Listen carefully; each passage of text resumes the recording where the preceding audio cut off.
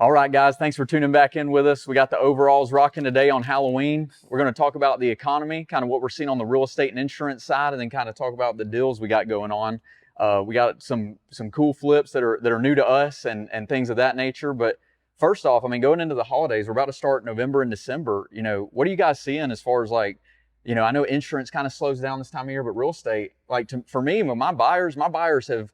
Honestly, this summer it was super slow. Then at the end of summer it picked up, and the buyers have pretty much been consistent since. But I also see the inventory being low, and I see the homes hanging out a lot longer. And I see, all these, I'm getting the pre-approvals at 7 and 8%, and they're asking me, is anyone else buying? And I'm like, yeah, they are the right house, but not always in the, if it's a rural area and the house is overpriced, it's going to sit there for 30, 60 days right now. And I think the hard part with the current economy, the inventory is so low and the interest rates are so high, there's still buyers, but it's got to be that right person. Yeah. It's got to be, because I personally think it's a good time to buy a house based on, if you look back, even when you were trying to purchase your house, you don't have to compete as much. 50 offers. I had a new construction house that we got under contract.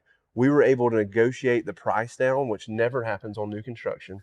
We also got them to put a fence in and pay closing costs. Yeah. So and what was the price point of that? 400,000. Yeah. So, and it's like the last flip we did, they gave us this big checklist of stuff we had to do.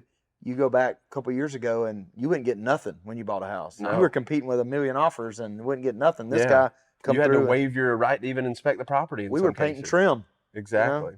So I think definitely that's the challenging part. Is I love where people that quote, y'all may have to correct me, but it's like you marry the house and date the rate. Mm-hmm. And it's basically saying, go ahead, and if you're in a position to afford it, go ahead and get in the market, because especially right now, you're able to get your closing costs paid. You're able to get incentives that when the market goes back hot, you got to waive all that and you're competing. So for the right person, I think the economy's good. And so what do y'all think is going to happen with the election year coming up? I know things always change. They always talk about. What do you think next year is going to look like with interest rates personally? What do y'all think? I think it, not to get political, but I think it depends on who gets elected and what the rates. Well, I just think leading up to the election, even, what do y'all think will happen? I think it's going to stay kind of the way it is now, in my opinion. The interest rates. Yeah, I mean, I definitely see it going down, and this is kind of like a plug for us. But dude, I've helped so many families. Everyone that has a 3.5% interest rate feels super locked into their house because the interest rates are now 8%. So if you're a person that has a 3.5 and you're thinking of buying, you have a ton of equity to take advantage of, but you don't want to get out and get this higher payment. Well, what we're doing is we're helping families sell their house and buy this house, all closing on the same day. And we do it through investors and through listing it. And so it's challenging. But the stress 10X's, because you're like, oh, did you move out? You don't have anywhere to go. So did you move out and get all your stuff ready on the U-Haul before you closed at 3 p.m. on the second house after you close at 10 a.m. on the first house? Like it's stressful. It's stressful, but the investors can give you temporary occupancy, but you don't make as much money. But I think that going into next year, we're going to have to see these interest rates drop, or else like basically the gap, is just going to widen between the investor and the people that are paying cash, and they'll just buy everything up, or the interest rates will drop, and families that are at a 3% will get like a 6% or 5%, 4% and move on. Yeah, and pull that equity. Upgrade. Yeah, and then use it in this economy. The economy needs it, kind of. They could use a jolt, but that's us saying it. Of course, we want it to happen so we can make more money. Exactly. Yeah. And I think I personally feel like, and I'm like Rob, I don't really care to get political at all, but I feel like Joe Biden probably is going to want the interest rates to not be 9% going into his presidency election. If he's trying to get reelected, What do you think? Yeah. So that's an interesting side of things. And I was talking to a builder yesterday that is actually, we did our walkthrough at that house with the builder. I got to talk to him. I was just like, man, how are you feeling? It's like a local builder. And he said, we're still moving properties. It's definitely slowed down, and we're not getting multiple offers like we were. He's like, dude, we were able to build, and it was selling before we even could start it a year ago. Absolutely. So that was cool to see, just the real life builder who's in it day to day, what he's experiencing. But he told me that he feels like, and I kind of was in agreement with him, that basically if they start dropping the interest rate next year, there's so many people on the sidelines that it's going to go crazy again. Probably like a bunch of bids, 40 offers, all that good stuff. I know. So it's like, for the right person, this might be one of the better times to buy. Yeah. And the two scenarios I see the most is the older person who's lived in their house, who has it paid off, that maybe wants to like downgrade, but they don't want to start a new house payment because they bought their house for 150 20 years ago. They don't want to 500. Yeah, they'll get the 500, but then they'll have to buy a smaller house for 400, and they're like, I don't know, do I want to do that? And the other one is the millennial or the person with kids that's like, man, we're busting at the seams in here, but I got a 4% interest rate or 2.75, and I don't want a higher payment. So these people are going to be, if those interest rates drop, I mean, it's going to be a flood, I think, of buyers and sellers, and we'll be ready. That's our job, is to just be ready for it. Yeah, because it all happens in cycles, and I love studying the cycles. And we were due for a little bit of a correction because after the housing crisis, it's just been up, and that's not sustainable over time. Eventually, it's got to correct. Not with the wages and things like that. No. And COVID kind of made everything even crazier goodness. because you threw in a new remote thing. people with different kind of, like, people moved here from California, still with their job in California, making $225 a year, getting taxed at a certain percent, but now they have like a 3 times bigger house. And not to go deep off into the car industry, but it's the same way with rates and the way that cars were. It's shifted since 2020 big time. I'd like to get a new car for my wife, and when we bought hers in 2020, we got a 0.9 interest rate. Well, now the car interest rates are like 5%. So it's like, so you're holding on, same deal. You're I holding don't on to wanna that buy a car new for a car minute. right now. Yeah. You know And what I mean? the car industry is getting pounded too right now. Mhm. I was reading yesterday that the electric cars projection for all the major companies, they're like eliminated their projections. They're not building plants because they're not selling EV cars right now. And the stocks will crash and their money will go away. And I know. Yeah, It's a lot of super weird interesting. stuff happened with those electric cars because a lot of people were showing where they were using so much diesel fuel to build the plants that were to make these cars that it really, and I don't like. I just again, think I don't the know secondary the logistics, adapters aren't there yet. I think the people who love it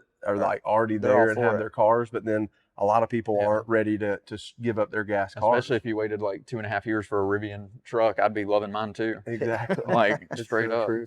But I think even because we said we were going to talk about even some of the insurance stuff, I think what we're talking about has also really affected the insurance. It 1,000% applies. world. The houses went up, the cars went up, they Labor went burned up. down, the claims they, got screwed up because the recall values were all over the place. Like it's they burned down, the cars crash, and all the claims just cost more. And now their insurance goes up, and now there's less for food, there's less for this, and the wages just kind of stay. Insurance fraud's probably up with inflation and everybody's cost of living. A lot of people probably went out and bought a bunch of stuff they couldn't afford when everything was good, and then now it's not as good, and now they can't pay for it, so they're filing insurance claims. And things get tight, and people are going to be the way people are going to be, but the things get tight, and they start suing each other a little more. They're like, oh, he has this much insurance, well, I'll try to get a little more after the insurance because I don't have enough money for myself. By the way, if you're like that, you should probably read a Bible.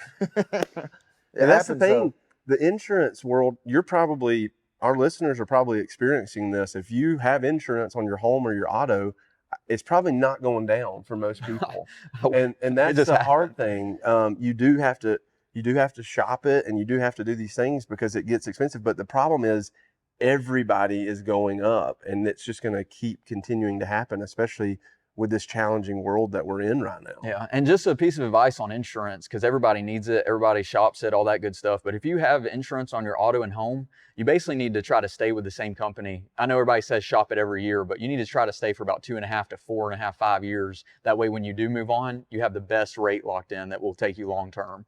That's just some insurance facts, insurance advice. Yeah, and that's part of the problem is a lot of people are getting new roofs, and then they're leaving that company like 3 weeks later. Yeah, and then they lose money, and it's just like he said, it's all cyclical. It's cycles and everything. And I really think that the economy and the way we see it now, like what's going on right now has never been seen before because we've never had so much information and technology and this, that, and the other. Correct. And we've just never seen this. So to us, we're the people on the front end. We're trying to like industrialize it, make things different, change the future, pave the way.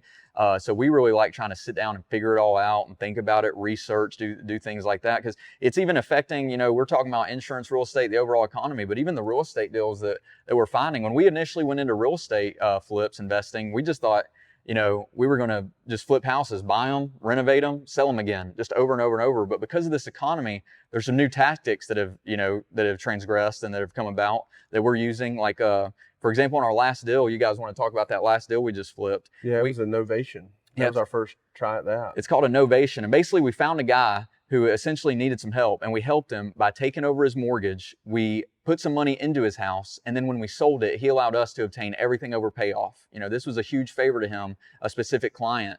So we were able to put some money in it. We put 15 grand or so in floors, paint. Rob has all the details on what all we did. Floors, paint, touch up, got it ready for an FHA loan. We actually did some manual labor on this one just because it was such a tight, it wasn't, basically we were trying to help someone and he was ultimately helping us too. It was a win-win for both parties. Yeah. But the numbers were tighter than most flips. So man, we got over there and painted and did what we had to do to get it done. The cool thing about it, even though the numbers were tighter, a lot of people will be like, well, why do you want to fool with it if the numbers were tighter? You don't have to type an investor if you do a Novation. And you don't have to go finance it. You don't have to get a crazy interest rate. We were able to keep his rate.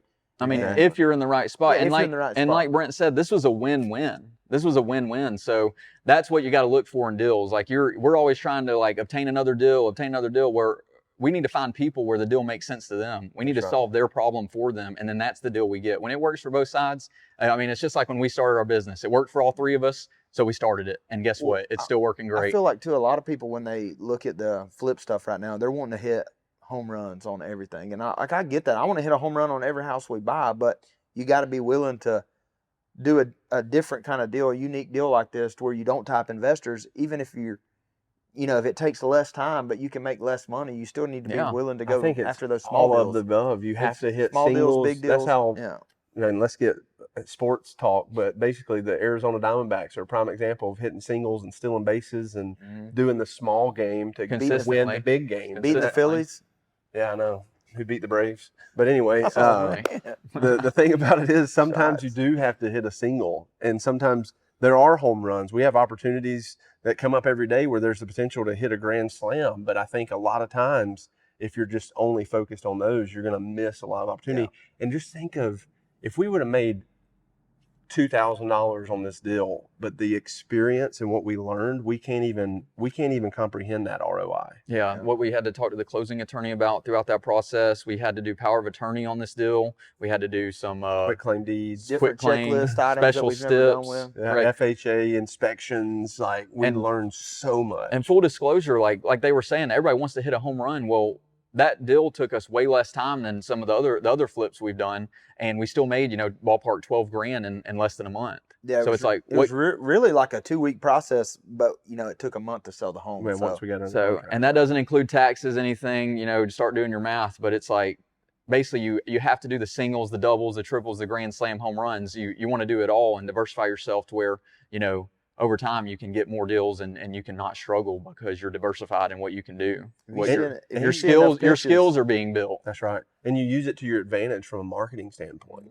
Because you're able to post about it. Think of all the video and content we got out of that house. That's right. You just have to be active. That's the biggest lesson in all of this, is that if you're actively out there looking for deals, and this can be insurance, real estate, fiber, anything that you sell, solar, anything, roofs, you have to be actively out there seeking people that you can help. And that ultimately is where your value can appear. And guess what? Your competition's out there doing the same exact thing every day. The people that are going to beat you are the ones that wake up every day and consistently do the small things that we're talking about. You're going to get beat by them unless you turn around and start doing the things you want to do to succeed. That's right. Your action is the thing that you can ultimately control every day. We can't control what's happening on the market right now. We can't control the crazy real estate interest rates. I wish I could. They would not be, 8%. But the thing about it is you can adapt to any environment, because there's money to be made in this economy. There's money to be made in every economy. People do it. And, I think a lot of times we're so fearful of the economy that we just sit on the sidelines.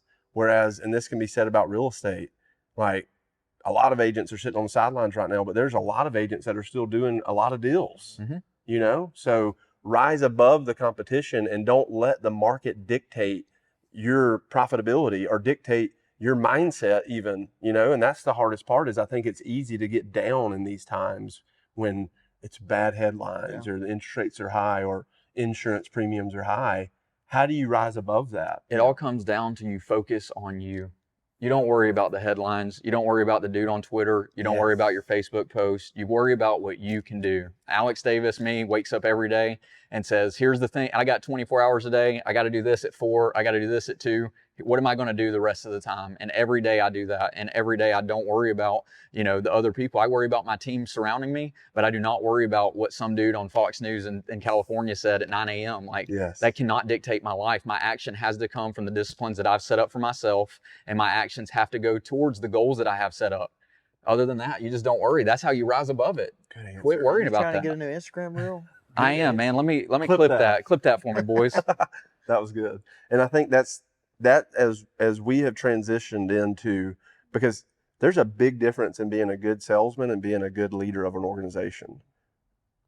And the good are gonna rise regardless of where they're at. If you're a real estate agent and the market gets tough, if you're a good one, you're gonna be at the top. If the market's great and you're a good one, you're gonna be at the top. The good stand out. And good leaders, that's what we've had to transition to, is now we are trying to lead other guys to do the same thing that we've been able to do. And that can be challenging at times because of the mindset. I think for me, the mindset is the biggest factor in if I think somebody's going to be successful or not. I feel that way. And it's the hardest one to discipline. It really is. I mean, I've read the Bible, like I said in these things before. This is the 4th year in a row I've read the whole Bible. But I think back to the first year when I started reading it and how much different my mind was. And if I hadn't put the hours in and the work in, my mind would have never changed. Same with work, same with being a leader, same with anything about mindset is a discipline. And my walk with Jesus Christ really does help me, and I'm not perfect. I have days where my mindset's terrible, but the Bible has really helped me have way better days, because you realize that really all of this is temporary. Our jobs are temporary. They could be, I could get in a wreck today and be, in a bad spot where work doesn't even matter at that point. So I think what the advice that I've been given and that I would give is to not really necessarily worry about anything, like you're saying, like the headlines, all this stuff. Like, it's going to get worse and worse if you read the Bible. Things are going to get worse and worse, but we should have peace because we win. And if you don't read the Bible, let me summarize the whole thing up in one word. It's love.